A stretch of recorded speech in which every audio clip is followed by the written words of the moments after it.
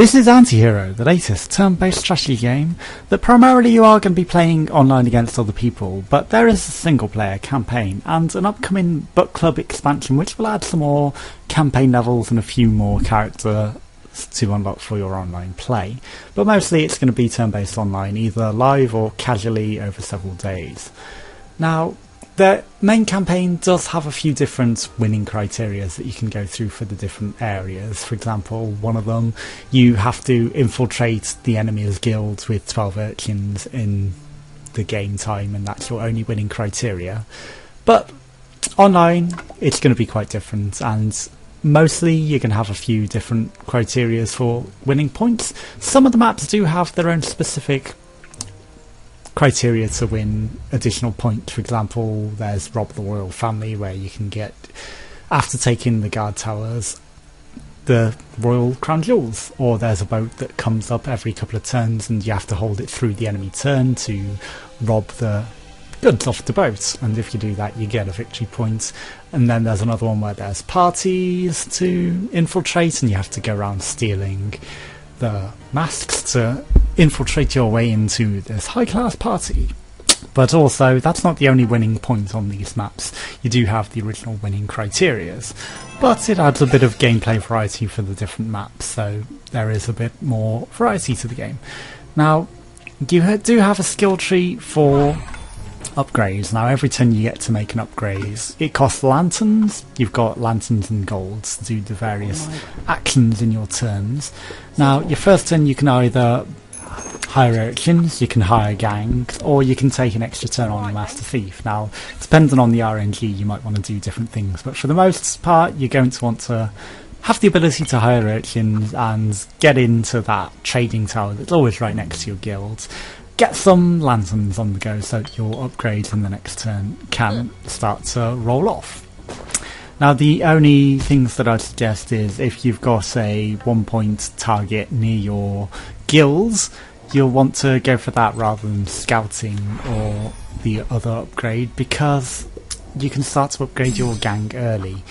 Now, the other thing is if you want to get your gold on the go, perhaps you might want to go for scouting, but again, you're going to want to get the lanterns first primarily, because it's going to give you the ability to do the upgrades. You can do one upgrade per turn, and if you don't use that upgrade, you can take some charity. And, you know, as a master thief, obviously, charity might not be charitable as you think, and if you take the charity, you can't actually do any more upgrades. But if you take an upgrade, you can still continue to upgrade at the cost of an additional lantern per upgrade you've already done that turn. So obviously it becomes harder and harder to do a lot of upgrades in the same turn.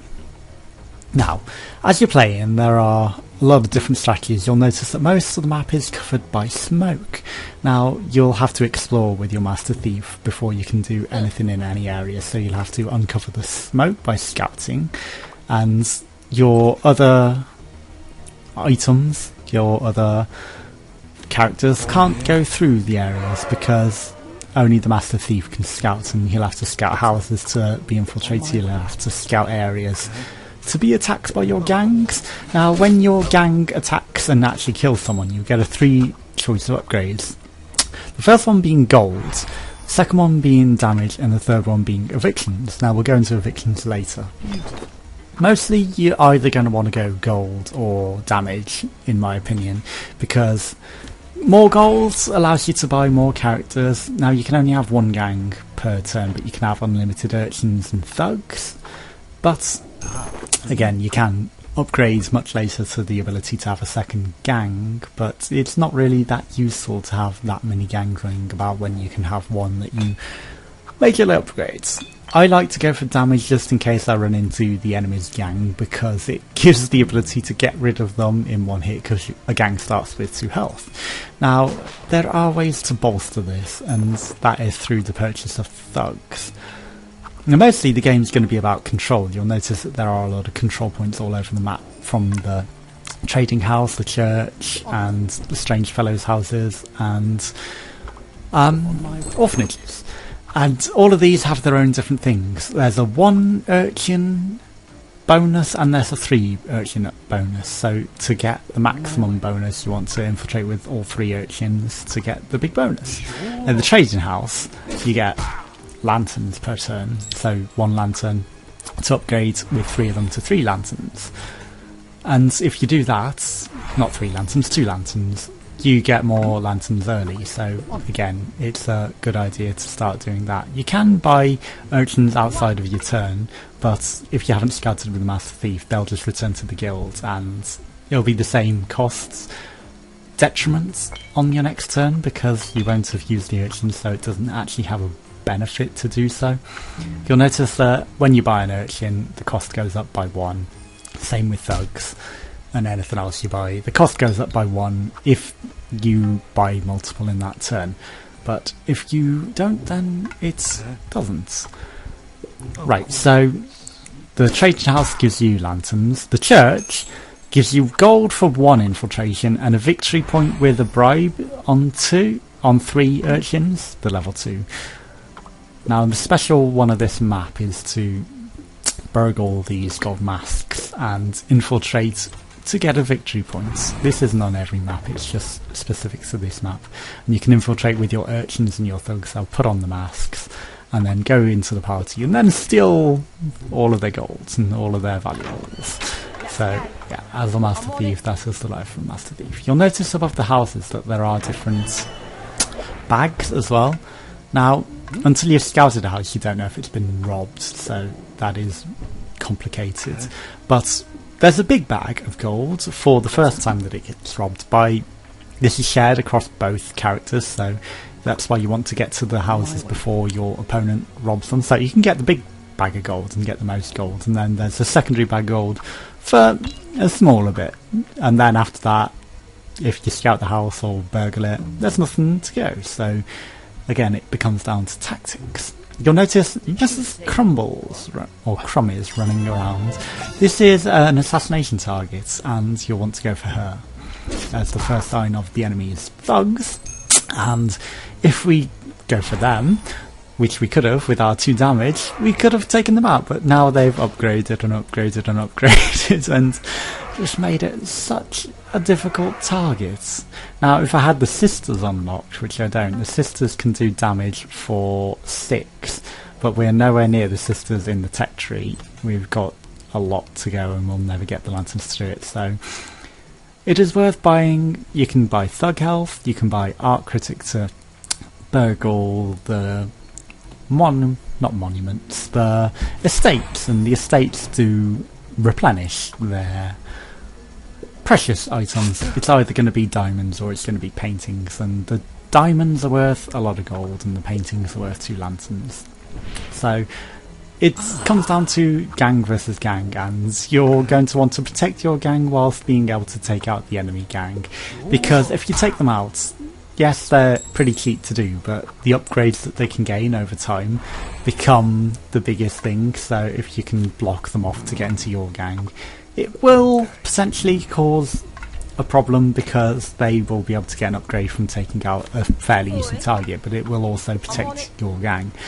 Unless the enemy can get round to your gang. Now you'll notice the red footsteps show where your enemy has scouted, and this is where they can travel for free without having to use Master Thief actions, and as such their gang can also go through that, which is why I blocked off with that thug to make sure that my gang were fairly protected.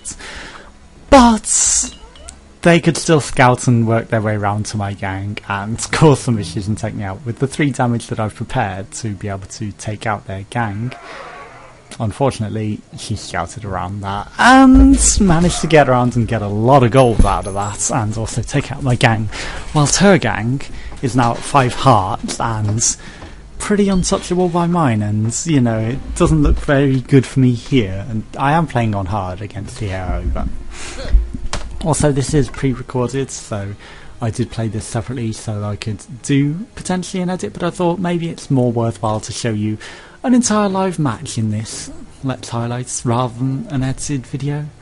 Now the Strange Fellows Club is going to be good for me to take out their guy, even though I can't do it with the urchin unless I fully upgrade The orphanage fully upgrades. It allows you to take out their urchins. Now again, not only by killing but also by evicting can you upgrade your gangs.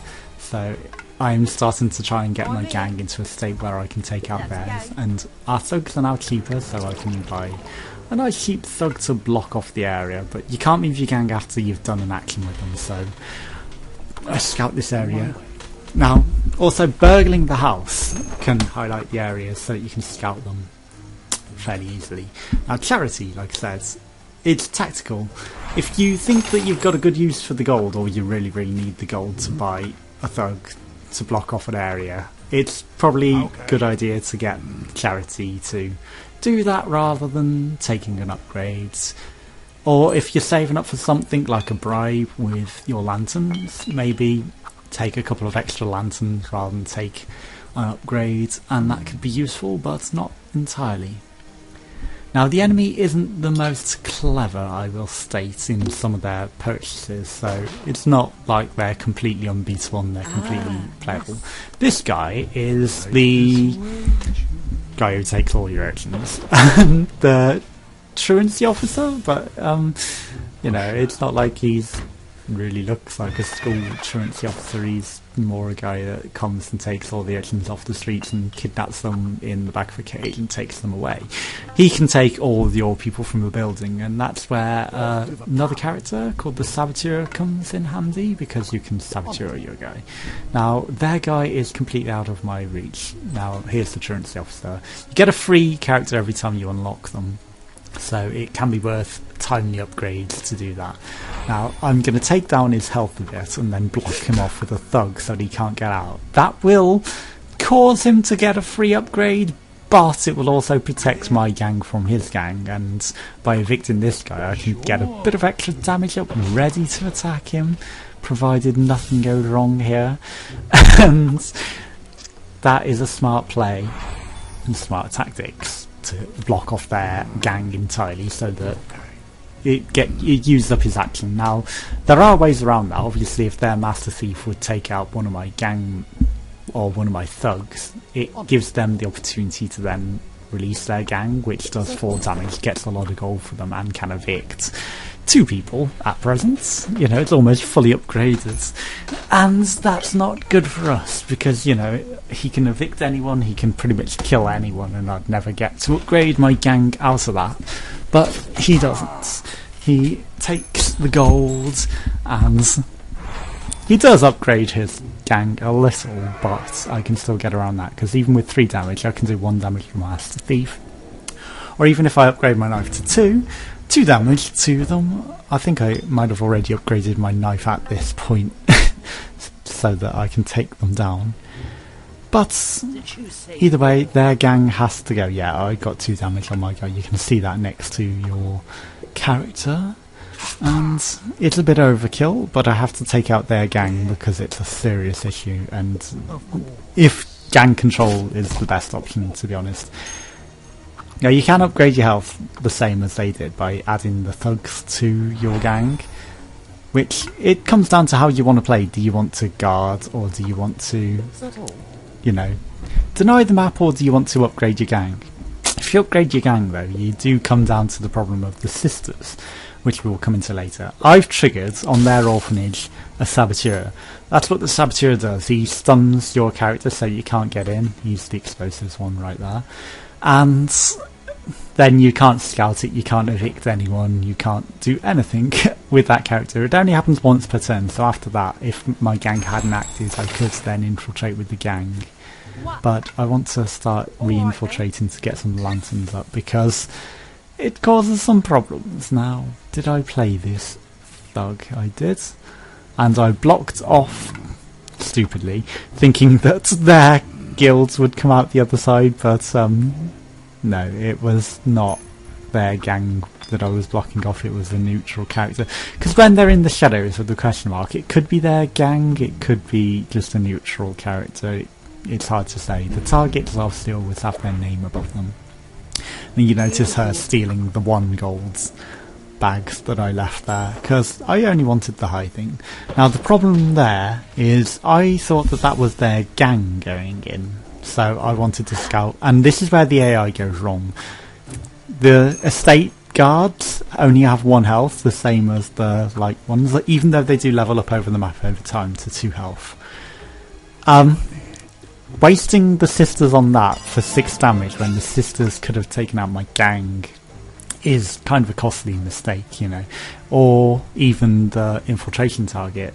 Yeah, so I was going there looking for her gang, but because they have a fully upgraded orphanage, they were sending in just the urchins to take my guys off the street. Now, I go for the art critic because she didn't rob the estate after taking care of the bodyguards, and I hoped that it would be the art, but it wasn't, because I couldn't get the diamond upgrade. But I took the money out of it at least. But it left her the big diamond to go get. Now, I decide to take my gang with the 4 targets, take out the 4 health, and get an early point. Because even though she's got a bribe and she's infiltrated the party, even though it really didn't show it on the game that much, we want to start getting some victory points, because the first person to victory points wins, and let's get our lanterns up again, you know. We might not be able to fully infiltrate with urchins, but it's a good idea to start getting control, and control of the map is the main thing. The more points that you can control and the more income you got, the better. Because robbing buildings is good for some gold and the odd lantern here and there, but the main control points are going to give you the best upgrades and give you the best opportunities to win.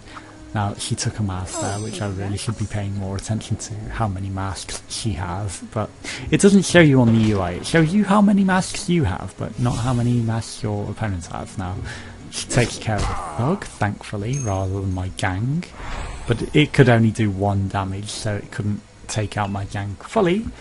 Now, here's where my options are open. Do I want to attack with my gang, or do I want to attack with my guy and then leave my gang able to infiltrate and take out one of their guys? I've only got 1 eviction, so it will only take 1 guy out of their orphanage, but it will also prevent them from taking my people out with urchins, so it's a good idea to infiltrate with that. Or I can just buy a truant officer and take all 3 of them away, but not get an upgrade with my gang. So, you know, it's the choices that you make.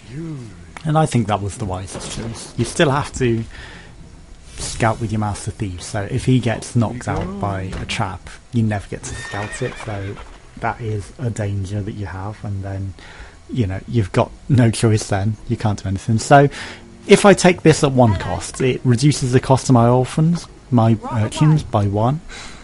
Now, you might want to upgrade fully so you can get some free urchin attacks, but it's not always the best. Right, so attacking the NPCs is a good idea just to get your upgrades up, but it also then makes your people a good target for the sisters. But the good thing about that is that the sisters are quite expensive, so it's an 8 cost gold to get there, and if I start blocking off with thugs, my gang is fairly safe and protected. Now, you do get a reminder if you've got any characters that haven't taken their turn that you've got a free turn still to go. And that is good for me. And the bank is another one. It's 1 gold for the first thing, 3 gold for the fully upgraded, so it's worth getting that once the areas have started to be robbed the most, because you'll notice I'm only making 1 gold per turn, and that's kind of bad for me. I need to make some more gold from that. Now again, they've revealed their gang, so that mystery guy right there is clearly a gang that I want to take care of, so I will uncover it, but I will take care of them with my guy or with my gang. If I do it with my guy, I don't get as much gold or the upgrade, but I leave my gang free to evict. And eviction is good, because, you know, even if I can't fully evict them, I can take them down so they get less lanterns per turn. And she's using her lanterns on bribe rather than upgrade, so it's worth doing that, and then next turn I can take 2 of them out of the building, up to the full 3. Now, I probably should have gone for the bank here, but I kind of forgot. You can increase your thug health, you can take extra turns, you can upgrade a lot more. So there is a strategic element to what you want to upgrade and when. And as the same as map control. It's a very strategic game, and I think it's going to do very well. It's just that I am playing this pre-release, which is why I'm playing this against the AI, because obviously at the moment there's only so many people that have got codes for this, so not everyone's going to be online and playing this. But I like it, it's quite a fun game, and with the upcoming DLC that'll add more areas, more characters, and increase the campaign. I don't know if it's going to be a free DLC or if it's going to cost you that, because they haven't even announced it, to be honest. I only know it from looking at the online modes and looking at the online characters, and it states quite clearly that it's in the Book Club DLC, so it's like, okay, there's going to be DLC, so you know, they kind of spoiled it there. Now again, she's going to go rob the jewellery and get a lot of gold, but it's she's bought the sisters. She could have taken out my gang right there, but she doesn't, which is kind of unusual. And again, you know, it might have been the oh no, there she did. So that's why, you know, is it really worth upgrading your gang to have more health? As long as you can keep the control to keep them out of being killed, you know, it's... The sisters can cause problems, but again, you can buy the sisters yourself. The enemy can't do anything you can not do either, so everything is fairly balanced, especially online. It's just going to be balanced. Now this guy guarded by 1 gold, but I'm going to take care of it with my character rather than the sisters, because what a waste, you know, 5 damage wasted. Now I could then get Safecracker, which at this point is probably a bit of a bad upgrade, but there's this big bag of gold here, and having an extra gold when I'm short on gold is pretty good. Now I was scouting this so that I could hire my gang, but because he's upgraded to 2 health, I've got to look elsewhere on the map for a 1 health character that I can take to bring my damage up to be able to take care of these 2 health NPCs. Now, leaving them on the board again has its benefits, because it blocks off the AI as well as you or your online opponents. So it's all about map control. Do you want to upgrade your gang, or do you want to have control? Now I've added an extra thug to my guy here because their character undoubtedly can do 2 damage the same as me, and then I'm gonna upgrade Strange Fellows Club because that fully upgraded gives my gangs and my thugs an extra health. So just for that little extra safety on my gang. But again, the sisters are probably going to take you down no matter how high you are, so if you're going to get that problem. Thankfully she has no gold, and you can see that at the top, so the sisters are going to cost 8 gold and she's never going to get there, so we don't have to worry too much about that. Now the enemy can see any building that they've scouted just the same as you can, so once they've scouted a building that you've got, they can see how many urchins you've got in them, and that's when the Saboteur comes in handy. Now the Saboteur traps a building for 2 turns so that anyone that goes into them gets a problem. Now I upgraded the eviction so that I can take her building out and then get another upgrade point fairly sharpish with my gang. And again, she can't now afford the sisters to do it. And he's safe because he's not in the red area, so that's fairly good for me, and just upgrade that building so he gets a bit of extra health. But yeah, I mean, it's all down to how you want to play in your tactics, but these are the tactics that work for me, and this is on the hardest AI. So I'm scouting out some areas, and I'm going to burgle some areas that I think maybe might have been forgotten, even though they're down to just 1 gold, but I really desperately needed the gold at this point to be able to buy some characters. Even with the decreased urchin costs, it's a bit of a problem, but I need to get that bank now before I forget, hopefully. I don't know if I did it in this turn. Again, the turns might... No, I went for the church for the victory point I was starting to go towards, which was really stupid of me. I really needed that gold and I missed the bank. That was dumb.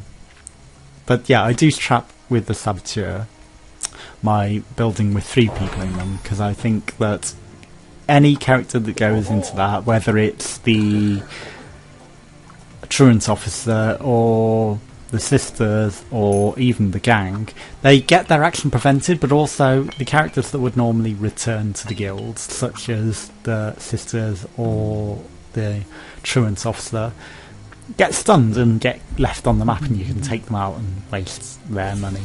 So obviously they would disappear from the map once they've been used once. However, leaving them on the map means that I can take them out, and then it's just a waste of money, and then they never got to use them at all. So it's just a better thing for me, and I can also attack them with the gang and get the upgrades. And as I stated before, the estates do replenish, but also the guard comes back into place. So when they replenish, if you're desperate for some gold, look out for the diamonds. If you're desperate for some lanterns, look out for the arts. Make sure you've got the upgrade to be able to take it though, and it's a smart play. Obviously you can't then take your Master Thief to evict, you have to send your gang in. And once you've got your gang in, they do the Gangnam Style dance and kick out some urchins. But it's also tactical what you want to upgrade on your gang. If you're desperate for gold, the gold per kill might be good, and nothing on the map is going to be higher than 2, especially as I've taken care of the enemy's gang, unless they spend a lot of money, which they don't have, so that is going to be good for me. Now thankfully at this point I've spotted, oh yeah, there's this bank hidden over here, and we can send this guy in for this gold that I've been desperate for, and, you know, neglecting. And it is worth using the extra gold to get the 3 gold per turn rather than 1 gold per turn. So even though your urchin cost exponentially raises every urchin you go up, it is worth doing so. And there is one downside into the party mechanic here. You can't see how many people your enemy has sent into the party, and it is only based on your infiltration, so you have to infiltrate the party beginning with 2, then 3, then 4. It's the same as the bribes, they go up 1 every time that a bribe is purchased, so the bribes become even more expensive, and the targets on the fields gain an extra health per target that's taken out, but also they get bodyguards around them as well, so after the 3rd one 2 bodyguards appear around the target, blocking them off, so that it becomes an even harder target, so the sisters can't just go straight in and assassinate them. And it's quite well programmed, and I think it's a really fun game. So, you know, it's worth the money, especially with the online play when that becomes available. It'll be quite strategic to play against online. I wonder if there'll be like a ladder system or any sort of online competitive area, because that would be interesting to delve into and see just how far that goes, because I like the game, it's quite fun, and I can't wait for the upgrades to come out and the new DLC, so there's some more areas to play. Like I say, the single player campaign is a little short, but it's got a nice story to it and it's quite fun nonetheless, and they do have a big variety to all the different games, and you know, it's not all like this. A few of the maps have generic conditions like this, but most of them are specialists, like take out hide and, you know, various things like that. So I think it's quite good and quite worth the money, so check it out for yourself. Now we're just going to play out the end of the campaign. There's not that much left of this gameplay, but you can see that I started to infiltrate for a victory point here as cheap as I can, you know.